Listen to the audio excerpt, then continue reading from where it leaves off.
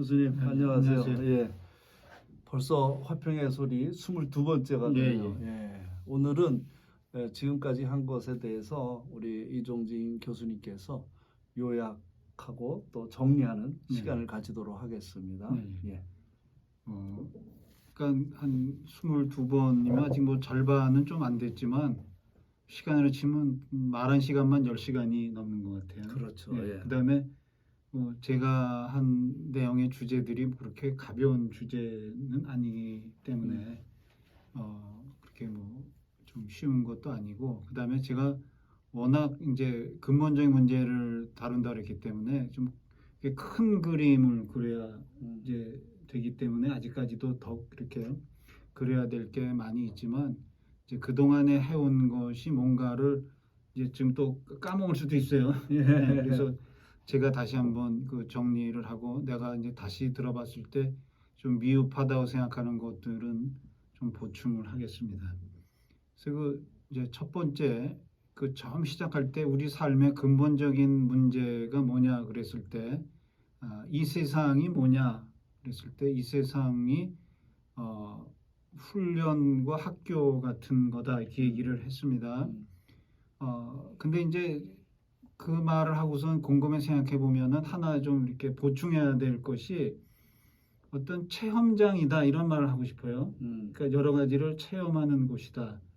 그러니까 우리의 그 지식이라는 것들은 머리로 생각하고 상상을 통해서 어떤 아이디어를 얻기는 하지만, 그것이 이제 우리의 실제 경험이 되기 위해서는 어떤 체험을 통해서 그것이 우리 것이 되고, 또 체험을 하지 않으면은 그 깊이나 실제적인 내용을 알 수 없는 것이 우리의 삶입니다. 네. 그래서 우리가 이 땅의 삶을 살면서 체험을 하는 것이다, 체험장이다, 이런 얘기를 이제 좀 보충으로 하고 싶습니다. 그래서 그 체험이라는 것이 이제 우리에게 굉장히 중요한 것인데, 우리의 삶을 살 때 꼭 반드시 이렇게 평탄한 길을 걸어온 것이 우리는 좋아하고 그걸 바라요. 평탄하면 뭐 좋죠.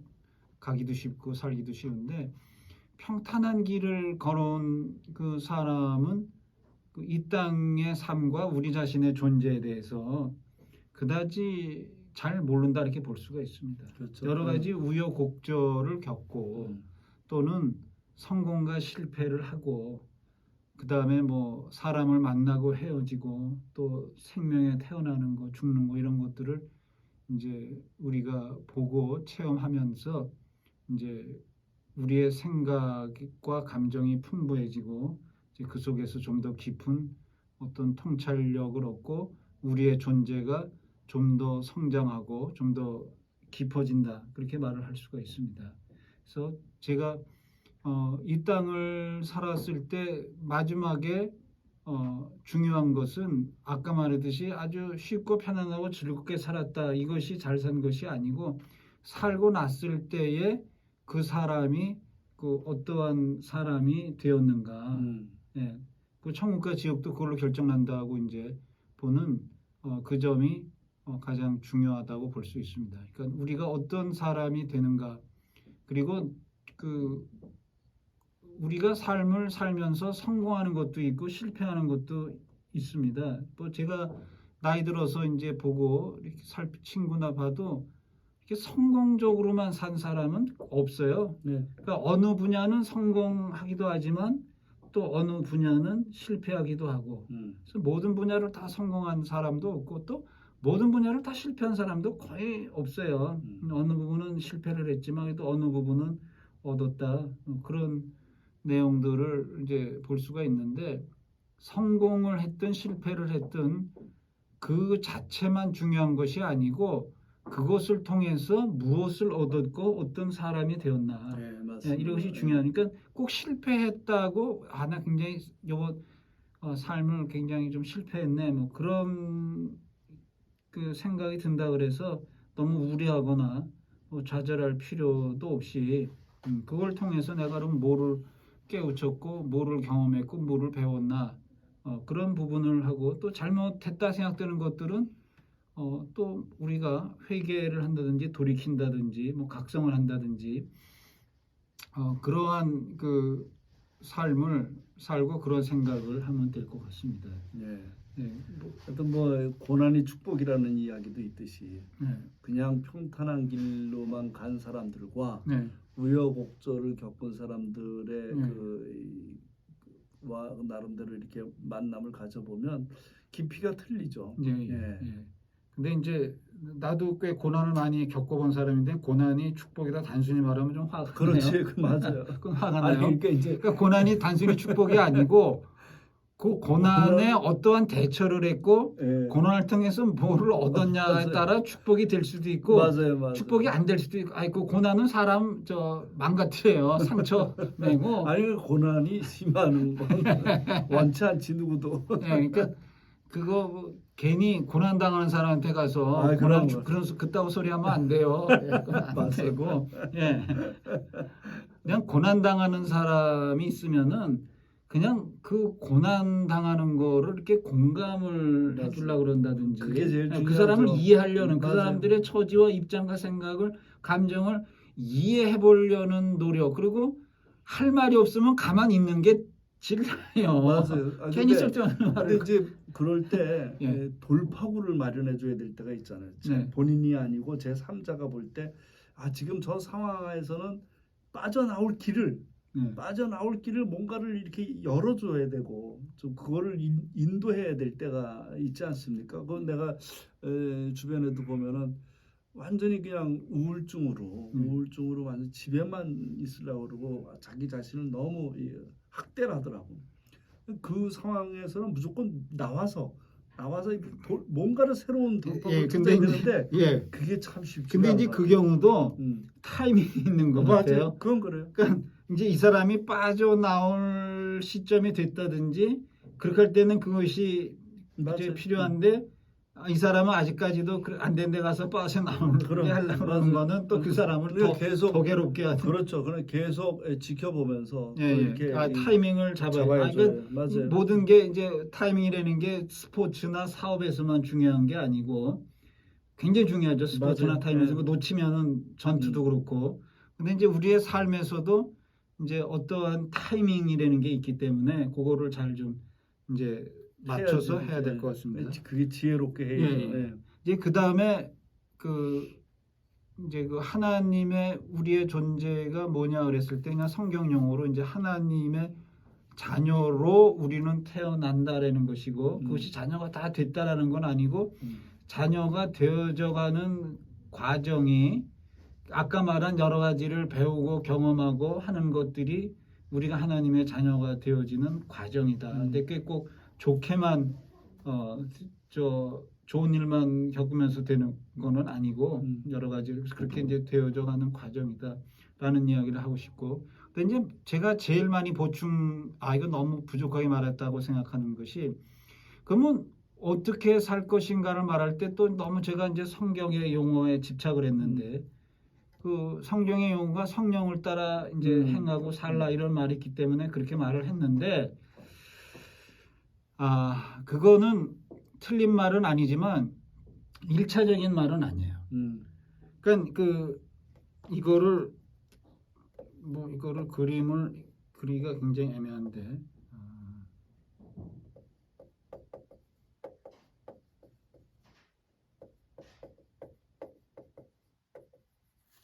합리죠. 네, 합리요.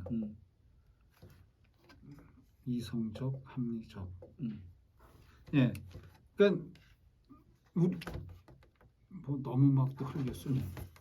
그러니까 지금 우리의 삶을 어떻게 살아야 되냐 그랬을 때 성령을 따라 처음에 산다고 보면 아니 그거는 굉장히 깊은 그렇죠. 차원이고 마지막 차원이고 가장 너무나 뻔하고 중요한 것이 1차적인 게 이성적인 판단을 하고 합리적인 사고를 해야 돼요. 이게 이성적이고 합리적이고 이게 가장 중요한 거예요. 그러니까 가끔 기독교인들이 황당한 짓을 하는 게 합리적이고 이성적인 걸 너무 무시를 해요. 예, 그래가지고 무슨 믿음을 따라 성령에 이렇게 말을 하는데 아니 그거는 너무나 이상한 거고 우리의 상황, 우리의 존재 모든 것들을 가장 합리적으로 이성적으로 판단해서 하는 것이 1차적으로 가장 중요한 겁니다. 근데 이제 그럴 경우에 우리의 양심이나 성령이 이렇게 아무런 이렇게 찌르는 게 위로 올라오는 게 그림 이렇게 올라오는 게 없으면은 그냥 이성적 합리적으로 살면 돼요. 근데 이제 자기 생각에는 이성적이고 합리적인데 자기의 그 양심에서 뭔가 이렇게 그 걸리는 거, 이렇게 걸리적거리는 거 또는 어떤 때는 강하게 그건 아니지 이렇게 하는 것이 있다면은 그때는 그 양심적인 그러니까 양심 이건 이제 이성적인 건 합리적인 논리적인 것인데 양심적이라는 것들은 직관적으로 그냥 팍 오는 거죠. 그렇죠. 이유를 찾기가 어렵죠. 예. 그것이 우리를 이제 그 자극한다면은 우리는 양심적인 부분을 고려를 해야 돼요. 그때는. 그거는 아니야. 그렇게 하면 안 돼. 그건 너무 뭐 지나쳐든지 그건 그렇게 그 길로 가면 위험하지. 뭐 이런 게 우리 양심에 직관적으로 온다. 뭔가 이상해 이건. 그런 건 그때는 이제 같이 고려를 해야죠. 이제 그 합리적인 거와 양심을. 그렇죠. 예. 근데 이제 그럼 우리의 양심이라는 것이 그렇게 정확하냐 그러면은 완전히 정확하진 않아요. 그러니까 어떤 사람은 너무 양심에 지나치게 민감한 사람이 있고 그렇게까지 뭐 안 따져도 될 것 같은데 따지는 경우도 있고 어떤 사람은 너무 둔감한 사람도 있어요. 그러니까 양심이라는 것이 이제 선량한 마음이 본래 동양심 타고 태어난다고 말하곤 하지만 뭐 태어날 때부터도 문제가 있을 수도 있고 태어나면서 자라는 과정 속에서 각각 이렇게 좀 차이가 나기 때문에 꼭 양심적으로 행한다라는 말이 그렇게 다 완전히 옳진 않아요. 그러면은 이제 뭐가 필요하냐면은 성령의 비추임과 성령의 인도. 그러니까 양심이라 그랬을 때 그 성령에 사로잡힌 양심,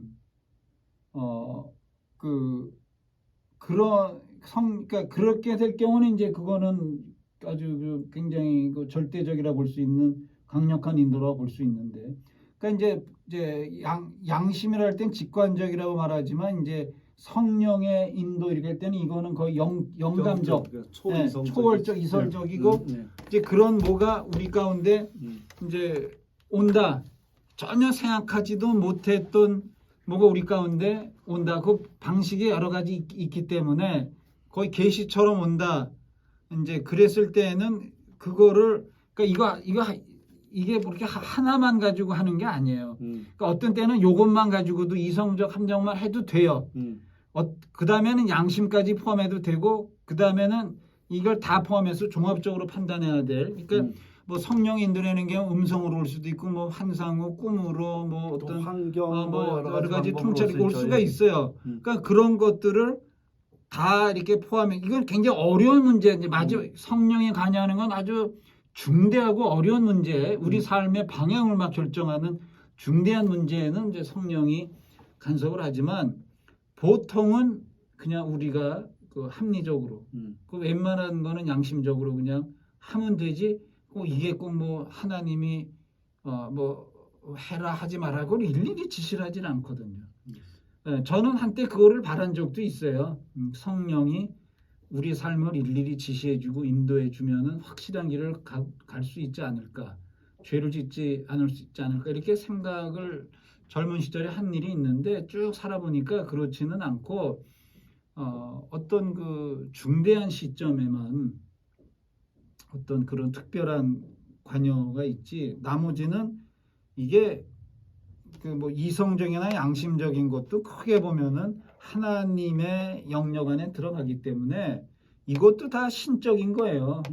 신적인 정도가 틀린 거지 깊이나 강도가 틀린 거지 이것도 다 신적인 거예요. 뭐 저 합리 이성적인 건 신적이 아니다. 기독교는 뭐 이성적이 지성적이다 그런 말은 말이 안 되는 소리고. 그 다음에 양심도 마찬가지예요. 그러니까 양심이 완전히 신적인 것도 아니에요. 그렇다고 신이 아닌 것도 아니고 양심도 병들을 수도 있고 잘못될 수도 있고 그렇지만 양심을 무시하기 시작하면은 이제 이상한 존재가 되는 거죠. 그다음에 그렇죠. 이제 사회도 마찬가지. 그러니까 성령, 그러니까 이거 어떻게 살아야 되냐 하는 문제에 있어서는 이 세 개의 합, 어떤 때는 단순히 이성적으로, 합리적으로, 어떤 때는 이제 합리적이냐? 양심적, 양심적이냐? 어떤 때는 이제 양심을 포함시키고, 어떤 때는 성령까지 포함시켜가지고 포함시켜서 우리의 삶을 살아나가는 길을 결정해야 된다. 네, 그 후에 제가 이제 아주 골똘히 생각한 그리고 이거는 이제 더 이상 최종편인 것 같아요. 여기서는 더 이상 고치거나. 근데 오늘날 진짜 교회에서 가장 잘못하는 것 중에 하나는 성령을 핑계로 합리적이지도 않고 양심적이지도 않은 일을 하면서 그거는 성령의 뭐 인도나 뭐 지시처럼 말하는 거는 그건 잘못됐다는 거죠. 잘못된 거죠. 그거는 뭐 절대 있을 수 없는. 그러니까 성령, 우리의 이성과 양심이 하나님께로부터 지음을 받았는데 어떻게 그거에 완전히 반해가지고 성령이 그럴 리가 있겠어요? 그러니까 그건 좀 그건 잘못된 걸로 이제 생각을 해서 이제 우리 삶의 기본적인 문제라는 것들을 했고, 우리가 셋 다 키울 필요가 있어요. 굉장히 그 논리적이고 합리적인 사고를 키울 필요가 있고, 이것이 뭐 공부나 무슨 뭐 이제 이런 것들이 우리에게 이런 것들을 주기도 하고, 이제 책을, 그러니까 굉장히 그 똑똑한 사람이 쓴 그런 사람들이 책을 읽다 보면은 이제 같이 따라가다 보면은 이제 그 사람들의 그 예리한 사고나 그 사람들이 가지고 있는 어떤 그 논리적인 것들을 이제 자꾸 흉내내다 보면은 우리도 이제 그렇게 되는 거고, 뭐 양심적인 거야, 양심을 자꾸 무시하기 시작하면은 점점 양심이 이제 무뎌지고 양심도 말을 안 하죠. 그렇죠. 그다음에 이제 제가 이제 이거 다음 말하려는 것들이 이제 그 큰 주제가 인간 치유라고 그랬는데, 그 중에 이제 그 양심에 관한 거나 죄책감 얘기를 하려고 그래요. 그래서 이제 너무 지나친 것도 있고 너무 둔감한 것도 있고 이런 얘기를 좀 하려고 얘기를 하고 있습니다. 그래서 이거를 좀 그다음에 성령의 인도도 마찬가지예요. 이것도 자꾸 나는 처음에 이제 뭐 영성 개발 이런 것이 웃기고 앉았네, 무슨 뭐 저 성령을 뭘 개발해, 그렇지만 그 이런 것들이 있죠. 뭐 영이야 뭐 영이지만 지난번에 사랑을 말할 때 사랑 자체와 함께 거기에 같이 부수적으로 붙어 있는 요소들이 같이 작동을 해야 뭐 인내라든지 뭐 이런 거 얘기를 했잖아요. 뭐 희생이라든지 저 남을 이해하는 이런 그다음에 정직이라든지 이런 게 같이 붙어서 사랑과 작동을 해야 이제 우리가 실제 사랑이라는 것이 가능한 관계가 되는 것이, 사랑 하나만으로 되는 거는 이제 아니란 얘기를 했듯이, 성령도 성령 하나만으로 되는 것이 아니라 이제 이런 기능을 같이 우리가 발달시키고 그것과 성령을 이렇게 연계시킬 때, 그렇죠. 중요한 게 연결이에요. 우리의 뇌가 이제 여러 담당 부위 따라 담당하는 기능과 이게 다른데 이게 중요한 게 연결성이거든요. 그러니까 좌뇌 우뇌도 서로 이렇게 연결이 잘 돼야 되고, 그 다음에 이제 그러니까 감성적이고 이성적인 서로 이렇게 쌍방이 연결이 잘 돼야 돼요. 그 다음에 뭐 신경으로 치면 교감신경, 부교감신경이 있다 그러면은 그것이 적당하게 어떤 때는 뭐 교감신경, 어떤 때는 부교감신경 이렇게 서로 이렇게 작동이 왔다 갔다 두 개가 연결되면서 잘 돼야 건강해지는 것처럼 우리의 뇌도 그렇고 이런 요소들도 마찬가지로 서로 잘 연결이, 그것이 어떻게 보면 영성 개발이라고 말을 할 수도 있을 것 같아요. 그러니까 우리가 어떤 사람은 이제 지나치게 그 이성적 합리적인 부분만 이제 그 발달하고 개발한 그 사람도 있고, 어떤 사람은 굉장히 그 직관적인 양심에만 이제 치우치는 경우도 있는데, 이제 그렇게 하지 말고 균형을 잡는 쪽으로 나가야 돼요. 특히 그 요사이 이게 필요할 것 같습니다. 이성적이고 합리적이며 또 양심적이고 이 성령과 함께 나아가는 그런 세대가 지금 온 것 같아요. 그러니까 오늘날 시대가 뭐 모든 게 너무 직선적이고 그 다음에 즉흥적이고 그렇게 뭐 오래 깊이 생각을 잘 안 해요. 아주 즉흥적으로 하고 굉장히 감정적인 걸 그대로 행동, 그러니까 감정 표현을 뭐 하지 말라는 게 아니라 감정 표현하는 방식을 개발을 해야 된다. 나도 거기서 많이 실패를 했기 때문에 맞아요. 그러니까 그 사람이 이제 전에 이런 문제가 나온 게 있었어요. 하버드에서 연구한 거라는데 화를 내야 되냐 말아야 되냐. 그럼 화를 내면은 문제를 일으키고 화를 안 내면 자기가 병들고 답답하고 그럼 화를 내야 되냐 말아야 되냐. 그랬을 때 그쪽에서 연구 결과 내린 결론이 뭐냐. 화를 표현을 해야 된다는 거예요. 화를 내는 게 아니라 그 표현한다. 내가 왜 화가 났는지를 상대방이한테 납득을 시켜야 되는 거예요. 화를 팍 낼 게 아니라. 네. 그러니까 내가 이렇게 내니까 난 그거 굉장히 기분 나쁘고 난 굉장히 정말 화가 난다. 또 그런 표현을 해야죠. 우리나라는 대체로 그 여자들의 경우도 그렇고 뭐 남자의 경우도 그냥 이렇게 화를 나 이런 걸 억누르는 경우가 많아요. 감정을. 근데 그것도 안 좋고 그냥 칙칙대고 뭐 요새 분노 조절 장애 그런 거 화를 그냥 팍팍 내는 것도 아니고 그 어떻게 자기의 분노를 표현을 하고 상대방이 그걸 그러니까 화가 상대방이 납득을 하면 된대요. 그렇죠. 내가 화가 난 거를 저쪽에 납득을 해주면 된대요. 예. 그러니까 그 표현이라는 게 화를 표현한다는 거는 진짜 화를 내되 그게 화가 네. 아닌 상대방이 납득할 수 있는 방법으로 네. 말을 하든지 네. 뭐 표현을 할 수 있죠. 화가 난 걸. 그다음에 말로 왜 자기가 왜 화가 나는지를 그거를 적절한 방법으로 표현을 해야 된다는 거예요. 그게 가장 좋은 이제 해답이라는 거예요. 그래서 오늘날 시대 때 화만 벌컥 내는 그러면 자기도 창피해지고 상대방도 기분 나쁘고 그래서 화를 내는 게 아니라 화를 표현하고 화난 이유를 설명을 하고 납득을 시키는 그거 쉽지 않죠. 쉽지 않죠. 훈련이 필요해요. 훈련이 필요해 그것도. 왜냐면 팍 나가거든요. 화내는 것들은. 부부간에도 그렇습니다. 그렇죠. 부부간에도 이게 뭐 자꾸 그냥 한 얘기 또 하고 한 얘기 또 하고 하면 그러니까 부부간에도 이혼하지 않아도 될 사소한 문제로 갈라지는 이유가 그 표현을 잘못해서 그런 거예요. 아주 그냥 좋지 않게 표현을 하기 때문에 별거 아닌 문제 가지고 그러니까 싸움의 문제는 작은데 싸움하는 방식 때문에 문제가 커지죠. 그래서 그게 기분 나쁘다는 거죠. 그런 식으로 화를 표현하는 게. 그러니까 이건 우리 삶에 굉장히 그 중대한 문제라고 볼 수 있습니다. 이 삶을 살아가는 지혜입니다. 그러니까 그 삶을 살아가는 지혜고 그거를 이제 배워 나가야겠고 그다음에 뭐 우리 자녀나 아내도 무조건 화를 참아라. 뭐 그렇게 할 필요도 없고 네가 화가 났으면 화난 거 얘기해라. 우리나라는 어린 사람이 화를 내면 윗사람이 되게 기분 나빠 그러는데 왜 화가 났는지 그러면 얘기를 해봐라. 너 왜 화가 났니? 뭐 그래 설명해봐. 네 화가 정당한지 정당은 받아주고 아니면 네가 그냥 삭히고 뭐 이런 식으로 해나가는 것들이 우리 가운데 필요하지 않나 이런 생각을 이제 하는 것이고 그 다음에 이제 두 번째로 제가 강조한 것이 이제 그 용어를 조금 더 바꾸려고 그래. 내가 그 우리의 삶이 죽은 다음에 천국 지옥이 있다 이렇게 얘기를 했는데 천국 지옥은 각각 생각하는 게 제각각이다.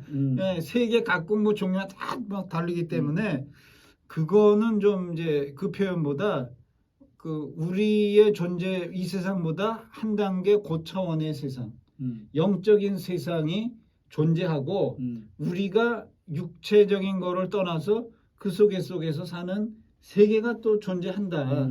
이렇게 얘기를 하는 게 지금 또 좋겠다. 이런 생각을 하는 거예요. 그 세계는 반드시 있다. 그거는 뭐 많은 사람들의 그 임사 체험이나 뭐 심지어 죽었다 깨어난 사람 모든 사람이 얘기하는 것이고 뭐 깊은 뭐 이렇게 난 체면도 다 믿지는 않지만 뭐 체면이 다 완전 일치하지는 않는데 뭐 그런 얘기들을 꽤 많이 하는 거를 이제 들어볼 수가 있죠. 그러니까 우리의 삶이 이 세상이 다다 끝이다라고 생각할 때의 삶하고 여기서 어떤 존재가 되면서 우리는 그 다음 삶을 우리는 또 산다 죽어 없어지는 이거 굉장히 그렇죠. 다르다는 거죠. 그리고 여기서는 다 육체적으로 섞여 살지만 그 다음 세상은 그 사람이 영적으로 어떤 존재에 따라 구별돼서 각각의 세상을 이제 또 삶을 살 거다. 그러니까 우리의 존재가 거짓이 많고 뭐 이렇게 부끄러운 게 많고 양심에 걸리는 게 많다. 뭐 그렇게 하면 좀 더 어두운 쪽으로 속할 거고 우리가 상당히 그 모든 사람에 대해서 사랑으로 대하고 선의로 대하고 뭐 그런 사람은 그건 밝은 쪽으로 나아갈 것이다. 좀 더 환한 그리고 그 속에 세계 사는 사람들은 굉장히 서로가 이제 좋은 사회고 아까 말한 어두운 세계는 서로 막 그 고립된다든지 서로 싸만다든지 그런 세계다 이렇게 말하지 더 이상의 천국 지옥은 우리가 알 수가 없어요. 예, 그 말 내가 많이 읽어봤지만 말들도 다 틀리고 그래가지고 그건 다 이제 알 수가 없는. 그죠? 분명한 것은 예, 또 다른 세상. 예, 또 다른 세상이 그걸 이제 있다는 영생이라고 하죠. 예. 영생의 세계는 분명히 있다. 예. 예, 그걸 이제 뭐 그 천국의 실제라는 책, 천국에 있다라는 책 뭐 하나의 예를 들었습니다만 뭐 그 외에도 예를 들 건 많아요. 예를 들 건 많은데 일단은 그것이 환각이나 환상이 아니다라는 이제 이야기를 하고 우리가 그거를 좀 염두에 두고 살았으면 좋겠다. 그게 우리에게 두려움이 될 수도 있고 희망이 될 수도 있어요. 우리가 이제 이 땅이 다다 그러면은 상당히 허무하잖아요. 그렇죠. 예. 다 뭐 노력해봐야 그리고 우리가 뭐 이렇게 좋은 사람이 되려고 이 땅에서 노력하다 죽으면 끝이다. 그럼 그게 뭐하러 그러겠어요. 그렇죠. 뭐하러 예. 뭐 나름대로 예. 그저 막 살면 되지. 막 살면 되지 뭐 죽으면 끝인데 이런데 그렇지 않고 우리가 좀 더 그 선한 사람이 되고 사랑하는 사람이 되는 것을 가지고 그냥 글로 간다. 그렇죠. 예. 그렇게 하면은 그게 의미가 있죠. 예. 그런 것들을 이제 그 두 번째 기초로 말을 한 것이고, 그 다음에 이제 세 번째 기초로 말하는 것들이 이제 성경이라는 문제인데, 제가 성경이라는 문제에 있어서 그 가장 중요하게 생각한 거는 성경이라는 것이 이제 어떤 책이냐 말을 했을 때 너무 그 단순하게 심플하게 성경이 하나님의 계시를 그대로 뭐 받아 쓴 것처럼 성경 전체가 뭐 1.1에 오류가 없는 그런 완벽한 책인 것처럼 말하는 거에 대해서는 문제가 있다 이런 얘기를 했습니다. 왜 그러냐면은 그 계시라는 것들이 이제 이렇게 말하죠. 하나님이 있다면 우리한테 알려주는 계시가 있을 거다 이렇게 말을 해요. 그리고 이제 실제적으로 어떤 계시 같은 게 있기 때문에 하나님은 보지 못하거나 알지 못해도 어떤 한 단계 높은 존재가 있나 보다. 이런 걸 우리 이제 그 추론해낼 수가 있는데 그 계시라는 것들이 뭐 이렇게 소리 음성 같은 것도 올 수 있고 뭐 보는 것도 있고 보는 게 아니고 환상일 수도 있고 통찰력일 수도 있고 뭐 여러 가지 뭐 느낌으로 올 수 여러 가지 존재가 존재하는데 그런 계시를 그 느끼고 받은 사람이 쓴 책이다라는 걸 저는 강조를 했죠. 그러니까 사람이 쓴 책이기 때문에 그 사람은 그가 속한 지역의 역사와 문화의 영향권 아래에 있고 영향권 아래서 그 책을 썼기 때문에 상당히 성경은 제한적이다. 시대적, 지역적, 문화적 제한을 받고 있고 그 다음에 성경이라는 것들이 과거로 딱 계시로 끝난 게 아니라 계속적으로 점진적으로 좀 더 나은 계시가 오고 계속 나아진다. 그렇게 얘기를 했습니다. 그리고 이제 제가 앞으로 할 얘기에서 이제 중요한 거는 그 성경에서 이제 뭐 핵심이라는 것이 저는 하나님은 이제 사랑이고 빛이다. 예수는 아들이다. 이 점을 이제 핵심이라고 하는데 그 핵심이라는 얘기를 강조한 얘기는 나머지 핵심이 아니다는 소리예요. 예, 핵심이 아닌 거에 대해서는 그렇게 우리가 레퍼런스로만 참고하면 되지 그거에 얽매일 필요가 없다. 우리가 사실은 그렇게 하고 있으면서도 그래요. 예를 들면 뭐 그 율법에 뭐 남자가 여자가 남자 입지 말라 뭐 그런 것도 있고 뭐 돼지고기 먹지 말라 뭐 먹는 것도 뭐 제한이 많고 뭐 하나도 안 지키잖아요. 예. 뭐 그런 거 있는데 또 취사선에 따라 어떤 건 버리고 어떤 건 지키고 그러는데 예. 그러고는 서로 아까 말한 1차적으로 사람이 합리적이 되는데 그건 합리적인 건 아니고 그러니까 그 시대적인 요소가 있는 거고 그 다음에 예수님하고 그 복음서하고 서신의 그 차별성을 말해야 되는데 복음서는 예수님의 말씀과 이야기를 쓴 거고 서신은 사도들이 쓴 것인데 이거는 이거와 등급의 차가 있는데 그걸 똑같이 놓고 봤기 때문에 이 사도들의 그 서신 이야기도 절대적으로 절대화하는데 그건 절대 그렇게 보면 안 된다는 것이죠. 그러니까 이거는 이제 가톨릭은 그런 개념이 강하게 있는데 예수님의 복음서는 이렇게 한중이 높이 있는 거고 사도들의 이야기는 계속적으로 사도가 있고 그 다음 시대 때 이제 교부라는 처치 파더로서는 교부라는 존재들이 있어요. 그러니까 초기에 굉장히 교회의 교리를 형성하는데 중요한 인물들, 유명한 인물들, 인정받은 사람들을 교부라고 그래요. 그러면 사도, 교부 이제 그 다음에는 이제 성직자, 교황, 뭐 추기경 그쪽으로 쭉 이어져 내려가는 거예요. 이게 동급이에요, 동급. 예. 그러니까 왜 그러냐면은 구체적인 문제에 있어서 신약 성경에서는 언급하지 못하고 말하지 않는 내용들이 막 부딪히거든요. 그러면 그걸 어떻게 해야 될 거냐를 그냥 가톨릭 경우는 교회 회의나 교황 회의에서 결정해서 그 신자복 이렇게 해라. 그렇게 말하면은 뭐 예수님 말씀한치 권위는 없지만 최소한 사도하고는 같은 권위에 그 말이. 가톨릭.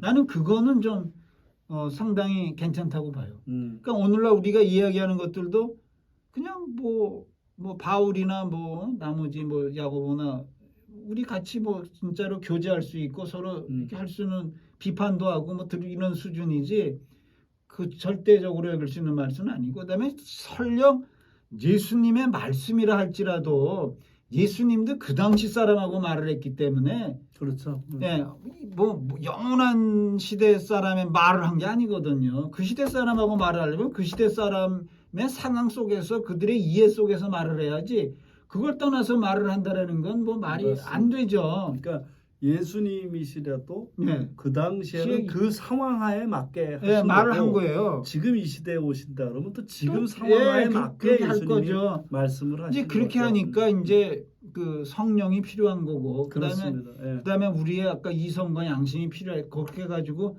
이 시대에 어떻게 할 건가를 이제 예수님 말씀을 이제 기본으로 해가지고 이제 하는 거지. 성경만 가지고 모든 것들을 성경대로. 네, 그거는 할 수도 없는 거를 오늘날 이렇게 무리하게 요구하는 것이 아닌가.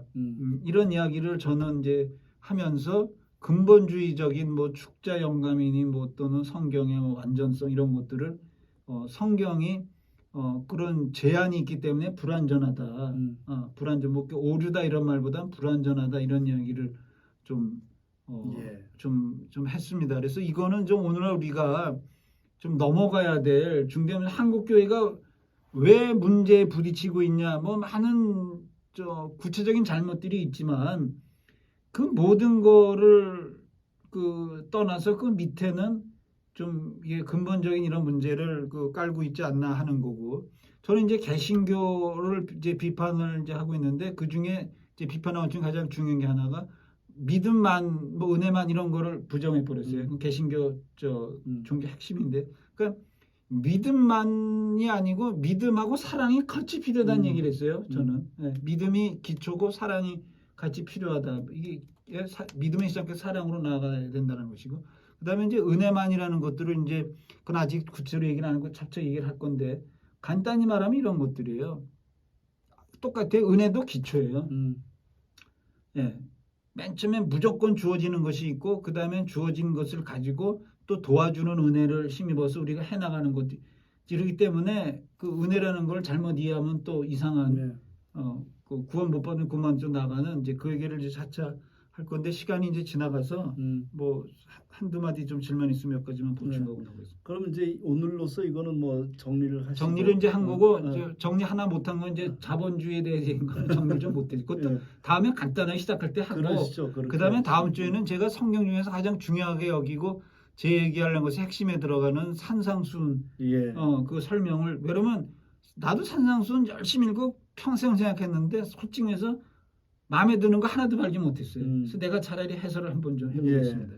그럼 다음 시간에 이제 앞에 요약 잠깐 하고 산상수훈도 얼마큼 할지 모르지만 그 좀 탈북에 대해서 오케이. 앞에 얘기를 하겠습니다. 알겠습니다. 또 다음 시간을 기대해 봅니다. 예, 예. 네. 예.